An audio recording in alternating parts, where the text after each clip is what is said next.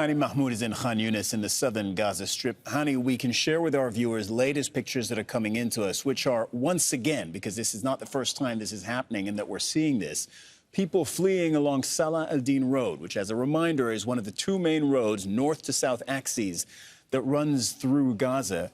Palestinians fleeing through that road and being targeted. What do you know about this particular incident? What kind of context can you provide around this?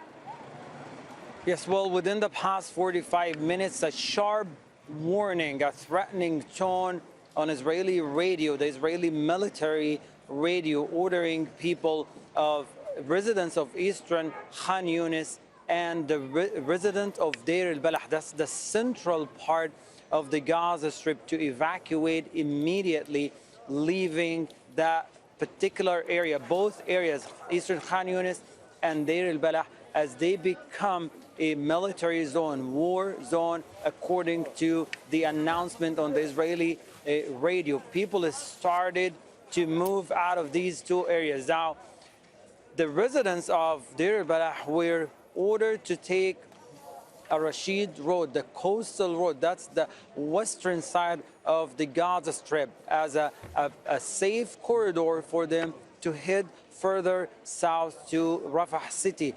People at the eastern side of Khan Younis are ordered to take Salah al-Din Road. Now, here's the problem.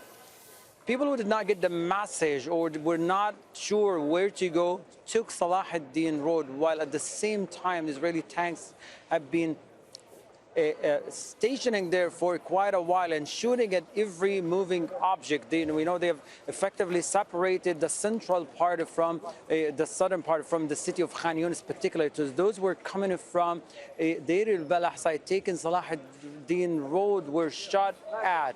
As far as we know from the reports we got, there were cars carrying civilians moving from Deir al Balah on Salah al-Din Road was targeted, and we yet need to confirm how many people were in the car and if they were killed or they were only injured. But tanks are positioned on that road, targeting at every moving object.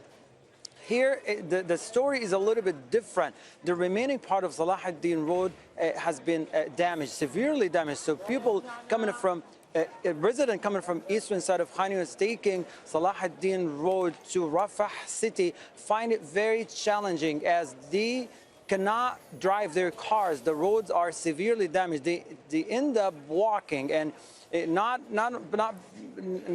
light walking. They walk with their families and children and women, and it take without carrying any of their belongings, because they want to get there as soon as they can before the bombardment start. And this is the difficulty of the situation now on both roads, the coastal road now and Salah al-Din Road from Khan Younis side. Reports talk about tens of Palestinians are taking the roads within the past 45 minutes, heading to Rafah, further southern part of the Gaza Strip. So far, it has been very, very tough for people since early mornings of since early hours of this morning, and as all of this is happening while airstrikes, relentless airstrikes targeting more residential homes and splitting the Gaza Strip, particularly the southern part, into two parts, making it difficult not only for movement but also for people who feel stranded. They are cut off from the rest of the Gaza Strip. Hani Mahmoud reporting there from Khan Younis in the southern part of the Gaza Strip. Hani, thank you very much for the latest reporting. Now, Al Jazeera's Imran Khan is in Tel Aviv. Imran, what is Israel saying about how it is conducting its current operations in Gaza? And specifically, is there any mention of limiting civilian casualties in this phase of the war? Well, I'll answer that question in just a moment, but in the last few moments, we've just heard a very loud explosion in the east of Tel Aviv, where I am. The Iron Dome rocket defense system has actually gone into action. We can just see the smoke just behind me. Might not be able to see it right now because it's actually disappearing. We'll get you more details on that as soon as we get them, but sirens were also heard. Now, limiting civilian casualties, that's always been something the Americans have been pushing very clearly, but Israel has also been incredibly clear as well. It will conduct this war in the way it sees fit.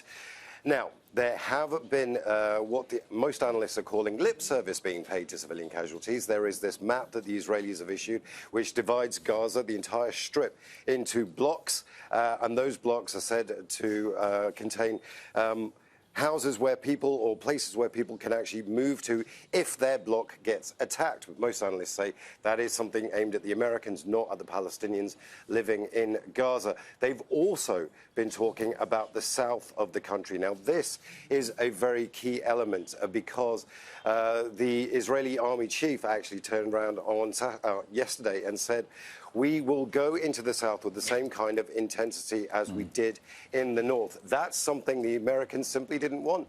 US Secretary of State Antony Blinken was also clear when he was here. He said you cannot go into the south with that kind of intensity. Now, there is another delegation that's in town at the moment. It's a White House delegation. It's coming from Kamala Harris's office. Her security advisor, Phil Gordon, is in town. He wants to discuss the day after. He's echoing words that we heard the Vice President Kamala Harris talk about in Dubai. There's tremendous amount of pressure now from the Americans, not just to think about the military operation that's going on right now, but they want the Israelis to think about the day after. And they're very clear as well.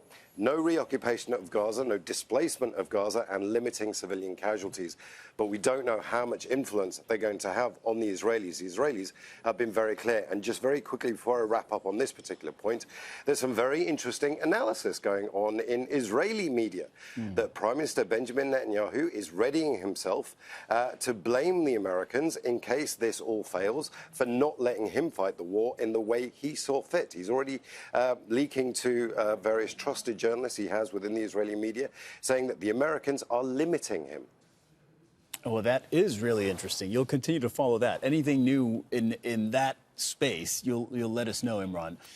Where is public opinion in Israel right now on continuing the war, what we're seeing now on the ground, versus a new ceasefire to release hostages? Well, the Bring Them Back campaign, which is the umbrella organization that represents the captives' families, has got a lot of influence in this country. It's got a lot of influence amongst public opinion. There's a lot of sympathy for those families of the captives. But they've been very clear. They're pushing for a ceasefire. Now, for days, they've been asking for a meeting with Prime Minister Benjamin Netanyahu and the war cabinet. That hasn't happened, but a breakthrough just a few hours ago. They're due to meet with the war cabinet, and that'll include the defense minister as well, Yoav Gallant, at around about 8 o'clock local time, and that's where they're going to push their case. This is now direct pressure that the families are going to put on Prime Minister Benjamin Netanyahu. But Netanyahu and the war cabinet are in a difficult position. Hamas now say that they have Israeli military soldiers in captivity, and those they're going to negotiate a lot harder than they did, for example, over the Israeli civilians that they held in captivity. So whether we can see a truce like we did before, a ceasefire like we did before, is unclear, because Hamas are very clear in what they want. They want a permanent ceasefire in return for those particular hostages. Imran Khan reporting from Tel Aviv. Thank you very much, Imran.